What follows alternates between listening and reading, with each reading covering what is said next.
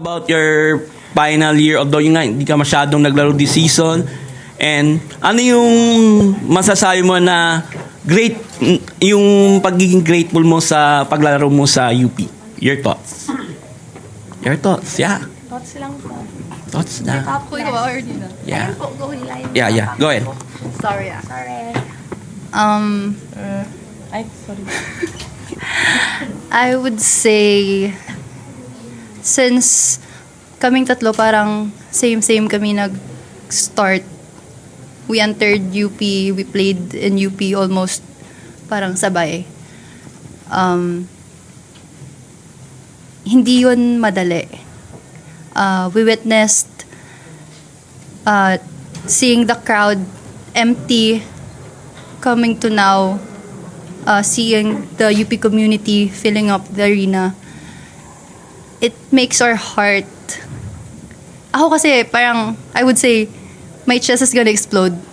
Kasi at somehow, andong kami nung binubuo yung UP ngayon. Kung ano yung UP na meron ngayon. Mahirap for us, but ang dami naming natutunan every year. Bagong coach, a new system, and I think that what made us really strong.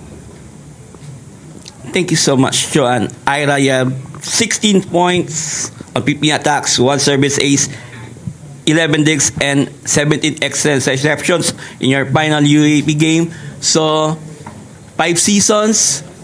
Ano masasabi mo? What can you say? Doon mo na sa stats. Ngayon, babaw pa naman ng luha ko. Kaya doon po muna sa stats. In-enjoy ko lang talaga yung last game. Kasi gusto ko makita ng mga bata na nag-enjoy, na dapat mag-enjoy lang kami. Kasi nothing to lose eh. Kumbaga kami yung challenger. So, wala, kailangan namin mag-enjoy. And ganun yung nangyari. Na hindi man namin nakuha yung win, pero nakita naman na nag-enjoy lang kami and lumaban naman kami. Ayun po. And same lang din kay Joanne. Mga 6 years na. 6 years na ata po kami sa UP. Hindi na mabilang. Oo, hindi na mabilang. Ayun po. Ayun. Na-witness nga namin na parang grabe. Parang pagpasok mo ng arena, iilan lang sila. Iilan lang yung mga nakasuot, gano'n, ng maroon. Pero ngayon, and hindi naman ngayon lang, like, nung mga past seasons, unti-unti nabubuo na sila. So, or dumadami na sila. Sobrang saya namin na kahit aalis kami, nakikita namin na andyan sila talaga na magsusupport sa amin kahit wala na kaming tatlo din. Ayun po. Basta masaya lang po kami sa experience namin with UP. Thank you, Ira. To Nina, 18 of 30 attacks, 1 block, and 2 digs in your final game. From walk-in, to being the one of the league's biggest stars and one of the best middle blockers in the league. What can you say? Ano masasabi mo sa buong stay mo sa UP? Hello po. Baka kasi I'm very grateful po sa naging experience po namin lahat. Grateful po ako sa course kay Lord kasi pinunta niya ako, dinala niya ako sa UP. And hindi po ako nag-expect na mapupunta ako dito. And dati pangarap ko lang po kasi makapag-aral ng libre. Tapos andito ako sa UAP maglaro. Sobrang grateful po ako sa lahat ng naging experience po namin and sa mga past coaches po namin, sa limang coaches namin. Sobrang grateful po kami na kahit ganun po, marami pa rin po kaming natutunan sa kanila. Ang dami po nilang itinuro sa amin hindi lang bilang isang player, kundi paano maging isang mabuting tao. And maraming salamat din. Grateful talaga po ako sa UP. Binuo niyo po kami. And lagi ko pong dadalhin yung pagmamahal ko po para sa UP and sa UAP. Maraming salamat po. Thank you very much. Okay, the floor is open for questions. John, you mentioned nga na ayun, parang nagsisimula kayo na you witness na konti lang nanonood na fans for UP and then ngayon na may mga banners for you guys in your final year. So, gaano ka lang ka-proud sa naging resurgence ng UP Women's Volleyball and at the same time, gaano ka lang ka-confident na yung mga may iwan, masusustain pa rin kung ano yung sinimulan ninyong tatlo? I think it took a lot of work na pumunta dito ngayon kung ano man meron yung team. Hindi lang yon sa nakikita ng mga tao, ng mga fans plainly, but behind it, the girls worked a lot, even with their seniors before. We're trying to change the UP women's volleyball team into something na contender. We might not be the strongest team here in the UAAP, but kaya namin makipagsabayan sa ibang teams kung gugustuhin namin. And I believe na the team is in good hands kasi there's a community behind them na susuportahan sila every game, every wins or losses. The community is behind them.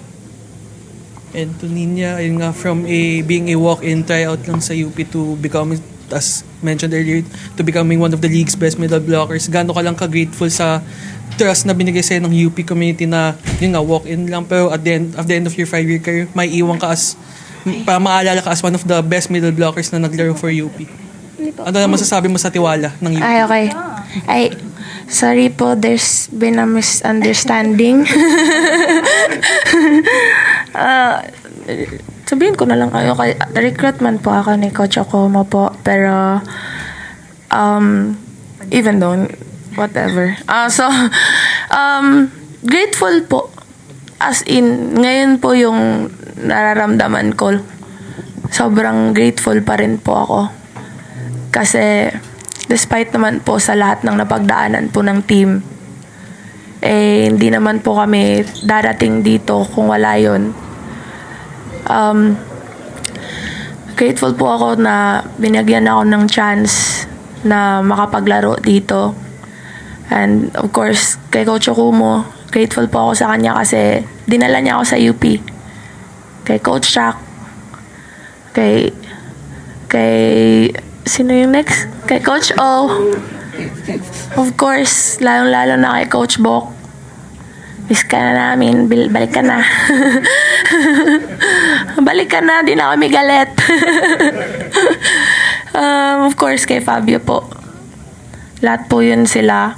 Pinagyan po nila kami ng tiwala na walang sino mang magbibigay sa amin. Kaya, sobrang grateful po kami sa kanila. And sa teammates po namin. Hello? Sa teammates po namin. Yun, sobrang, yun, grateful and I love you all. Promise. For the three of you, siguro when you guys decided to take the final year, it might have been a different situation, no? Kasi parang ang daming out of your control na nangyari this season, especially sa health ng team. Pero yun, after playing through yung last year nyo, siguro, ano na lang yung naging reflection nyo dun sa naging decision nyo? Was it parang in your minds, was it a worth it na decision to stay regardless of the results and what happened this season? I think there are things talaga na we can't control. And the more that we try to control it, it's harder for us to, kumbaga, yung feeling nun mahirap din. And the earlier we accept it, mas doon nabibigyan yung parang clear na way, other ways to help the team. So, meron mang unfortunate events or mga nangyari, we tried to work things around with the resources we have, with the people we have. Hindi man siya yung outcome na in-expect namin kasi we really set parang a high expectations sa performance ng team ngayon, but it's wala eh. it's out of our hands. But yung pinahalaga namin sa team, even si Fabio, is the health ng players, yung well-being, and kung paano kami mag-work as a team as a whole. Kung may gusto i-add yung dalawa. Have you have anything to add, Ira?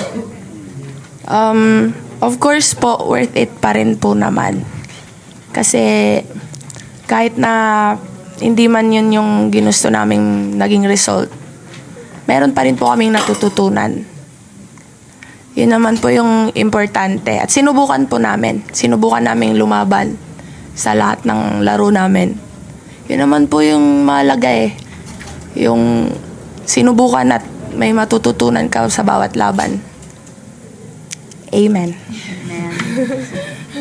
Ako naman, wala talagang pagsisisi lagi. Basta para sa UP. Ganun ako ka-vocal. Kasi bago pa ako lumuwas dito for high school, alam kong UP talaga ako. Sa UP talaga ako maglalaro. Hindi dahil sa influence ng kuya ko, kundi dahil gusto ko talaga. So, walang pagsisisi na bumalik at maglaro for UP kahit hindi namin nakuha yung outcome.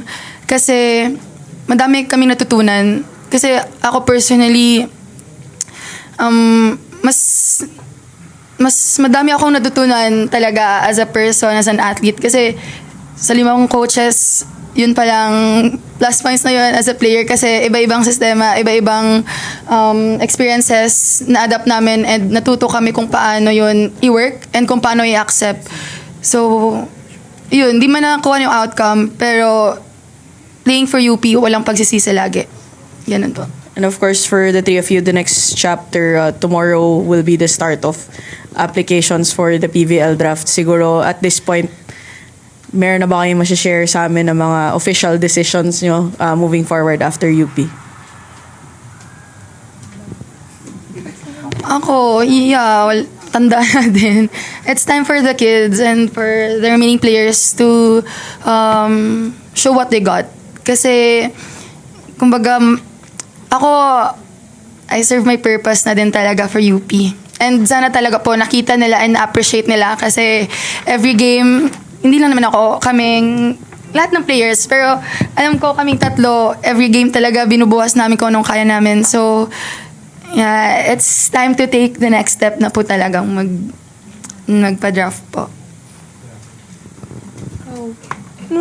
Ka muna. Wala naman akong iba pong choice. Ubus na yung final year ko. Wala na po akong playing year. Sagad na po siya. Kaya mag-beauty queen na lang ako. Hindi, magpapadraft po ako. Di pa alam. Malay mo, nasa na ako. Wala. Basta, yun na yun. Sasagot pa ba ako? Ako po, magbe-beach muna ako. Titignan ko ba kung saan ako dadali ng hangin. Yay. Yan lang po. Bakasyon. Bakasyon muna. On that note, thank you very much, Ira, Joanne, and Nina. Good luck sa next chapter ng careers ninyo. Thank you po.